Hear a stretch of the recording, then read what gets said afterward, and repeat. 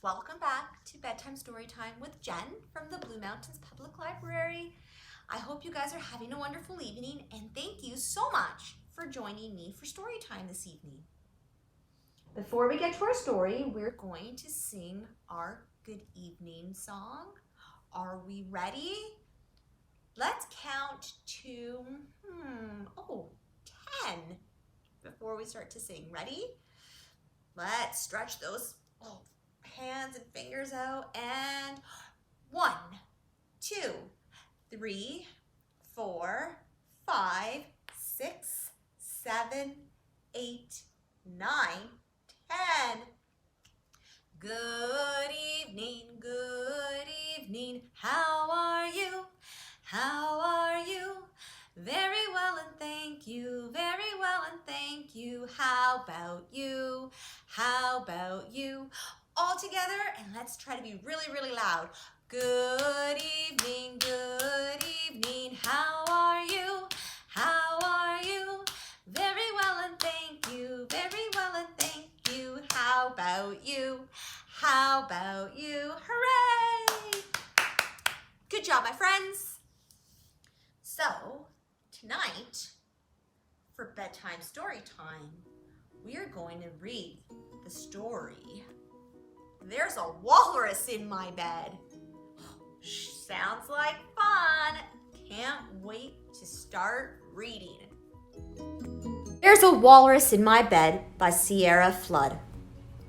Flynn was very excited about sleeping in his new bed, but there was one rather large problem. Mom, Dad, there's a walrus in my bed, said Flynn. You must have been dreaming, said Dad. No, there really, really is. You know it's naughty to tell fibs, said Mom. Flynn sighed and went back to his bedroom. Flynn was trying to squeeze into bed when he heard a very loud noise coming from Walrus's tummy. Grumble! Are you hungry? He asked the walrus. Said the walrus. Flynn wasn't sure what walruses like to eat, and he hoped it wasn't little children. Flynn, it's far too late for snacks, said Mom. But they're not for me. They're for Walrus, told Flynn. Walrus ate all the snacks. He didn't seem hungry anymore, but he wasn't sleepy either. Achoo! Sneezed Walrus. Do you have a cold? Sniffed the walrus. Flynn got some extra blankets, and Walrus started to get hot and cranky. Oh dear, said Flynn. You must really be sick. Wheezed the walrus.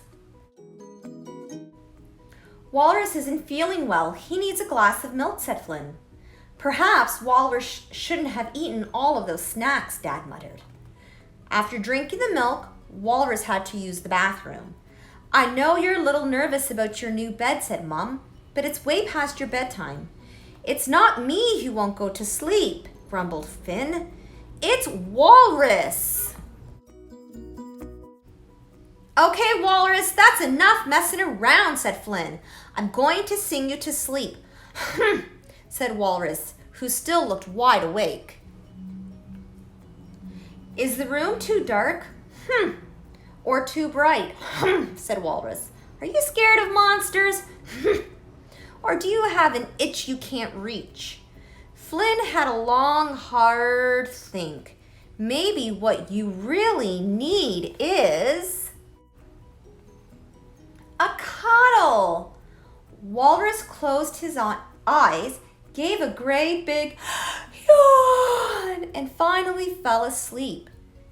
Flynn snuggled down beside him. But there was still one rather large problem. The bed just wasn't big enough for the both of them. Flynn tiptoed into Mom and Dad's bedroom. Psst, Mom, Dad, he whispered. Can Walrus sleep in your bed tonight? If we say yes, will you promise to go to sleep? Asked Mom. Flynn nodded his head. Yes, they both shouted. Flynn stretched out on his soft, warm, new bed. Night, night, Walrus, he said. Said Walrus. And at last, everyone could go to sleep. Well, almost everyone. The end. Well, my friends, I really hope you guys enjoyed There's a Walrus in My Bed. So before we say goodnight to one another, we haven't really practiced the days of the week. And it's so important for us to know the days of the week because it helps us keep track, right? So, shall we go through the days of the week then? Okay, ready? I'm gonna snap my fingers tonight. Days of the week, days of the week, days of the week, days of the week, days of the week. There's Sunday and there's Monday, there's Tuesday and there's Wednesday this evening. There's Thursday and there's Friday, and then there's Saturday. Days of the week, days of the week, days of the week, days of the week, days of the week. All right. Okay, friends, let's get our waving hands ready. Goodbye, friends. Goodbye, friends. Goodbye, friends. It's time to go to bed.